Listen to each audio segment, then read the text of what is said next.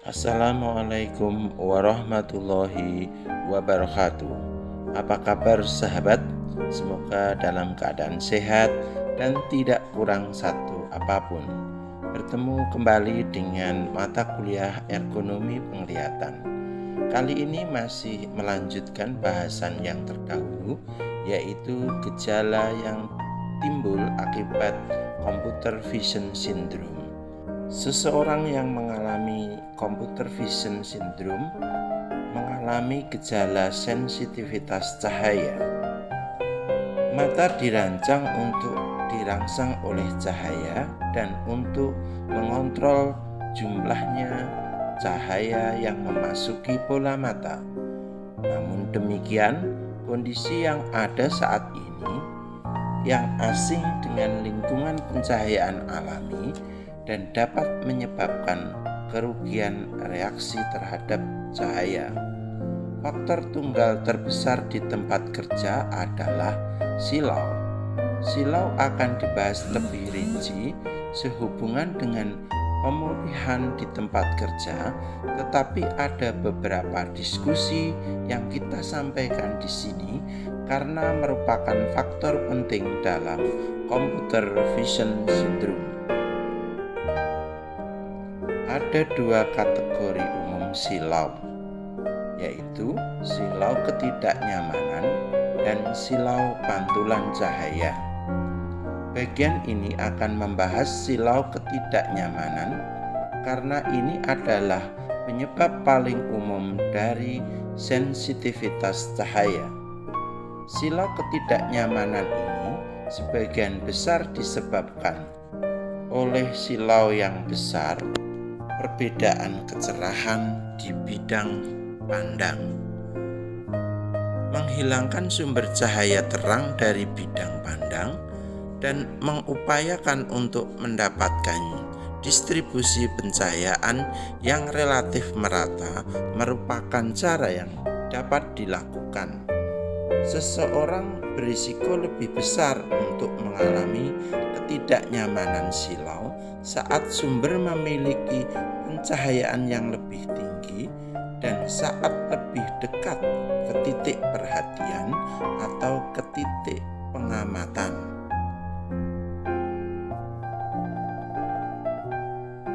Salah satu alasan utama ketidaknyamanan silau adalah masalah pengguna komputer adalah bahwa cahaya sering menggunakan perlengkapan fluoresen yang diletakkan di atas sudut kepala secara lebar atau terlalu tinggi yang menghasilkan cahaya langsung memasuki mata pekerja.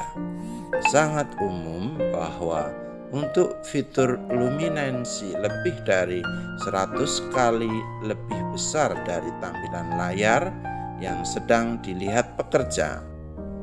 Ini khusus masalah pekerja komputer karena mereka melihat secara horizontal di ruangan dengan asumsi layar disetting setinggi mata. Jendela terbuka pada suasana yang cerah menampilkan risiko yang sama seperti perlengkapan lampu di atas kepala. Pekerja juga berisiko mengalami ketidaknyamanan silau jika menggunakan tampilan layar berlatar belakang gelap yang menghasilkan perbedaan luminansi yang lebih besar di antara tugas dan benda lain di dalam ruangan. Jika menggunakan panel LCD yang lebih baru, kecerahan latar belakang file pada layar mungkin terlalu kuat untuk iluminasi sekitarnya. Layar LCD yang lebih baru menawarkan kecerahan di kisaran 250 hingga 300 candle per meter persegi atau lebih, yang jauh lebih cerah daripada biasanya. Pencahayaan CRT, layar RCRT maksudnya, adalah 120 candle per meter persegi.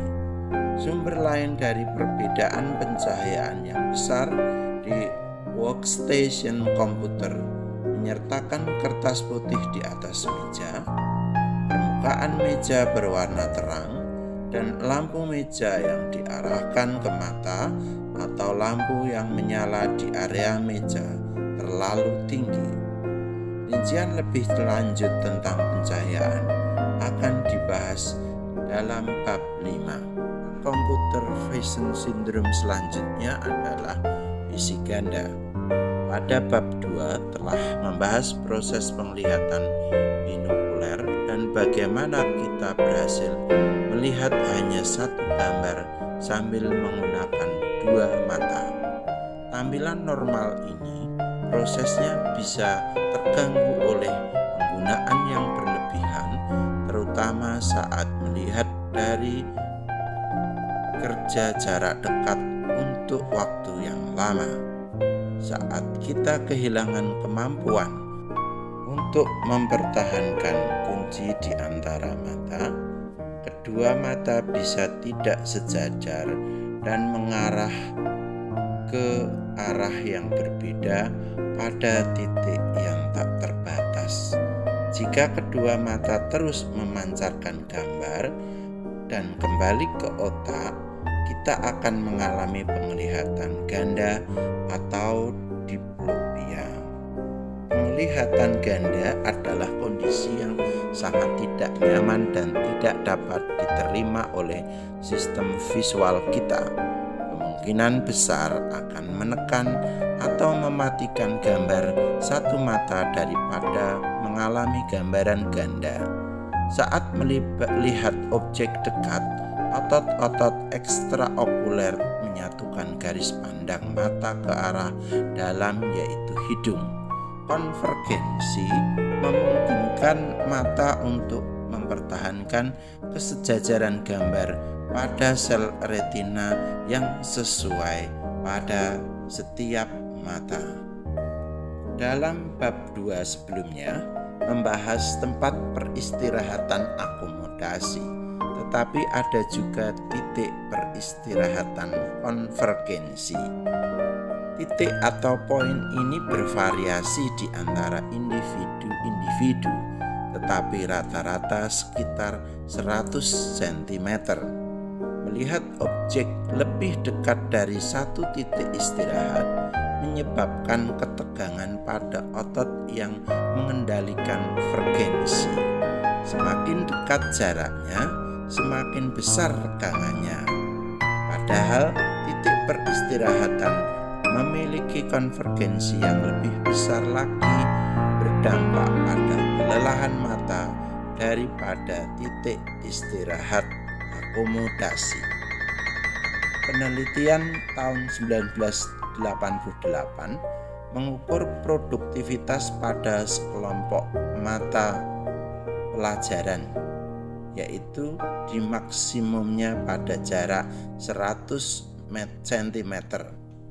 Kemudian penelitian 87 ditemukan bahwa setelah 1 jam kerja dekat, titik peristirahatan kedua akomodasi dan frekuensi menunjukkan pergeseran ke dalam.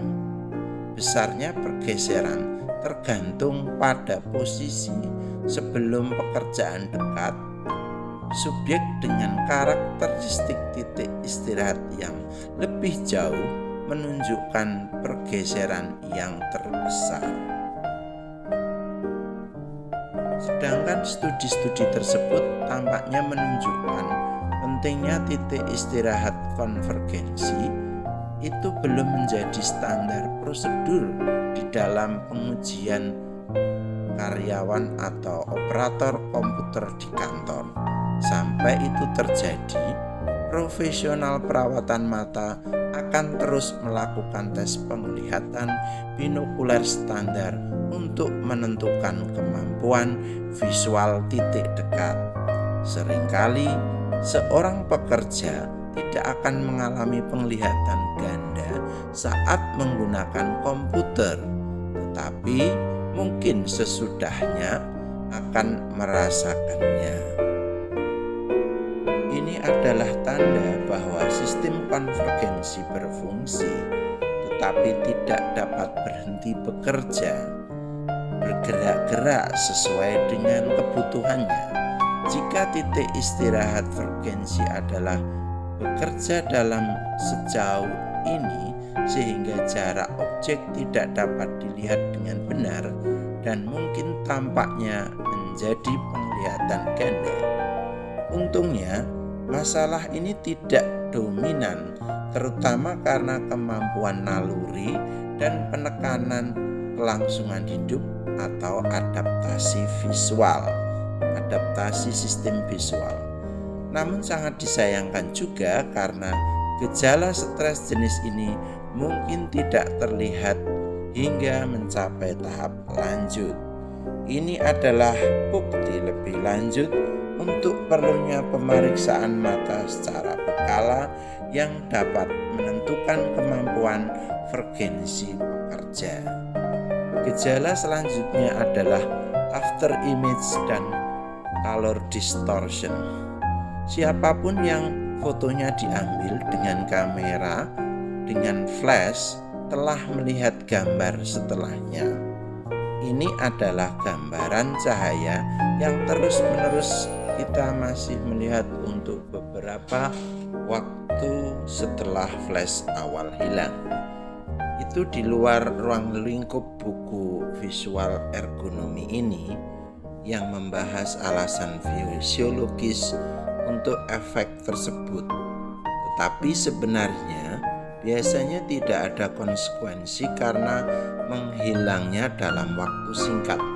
Namun telah dilaporkan dalam beberapa kasus pengguna komputer mengalami yang melihat pada layar yang terlalu terang untuk waktu yang lama. Retina kita juga bertanggung jawab atas persepsi kita tentang penglihatan warna. Meskipun kami masih hanya memiliki teori penglihatan warna, kami maksudnya dalam buku ini memiliki ide yang cukup bagus bagaimana retina itu bekerja untuk mendeteksi warna. Ada 3 jenis kerucut di retina yang menjadi perantara warna, yaitu warna merah, biru, dan hijau. Dan saat terkena warna tertentu, untuk dalam jangka waktu yang lama, mereka menjadi memutih atau peka terhadap hal atau terhadap warna tersebut. Karena kerucut tersebut untuk sementara tidak berfungsi, kerucut di sebelahnya atau tetangga lainnya menjadi lebih efektif dan menghasilkan warna yang melengkapi warna pemutihan aslinya. Misalnya, melihat warna hijau untuk waktu yang lama akan menunjukkan gambar setelah merah atau merah muda saat melihat di permukaan putih. Ini telah dibuktikan di hampir 20% pengguna komputer dalam sebuah penelitian tahun 1987.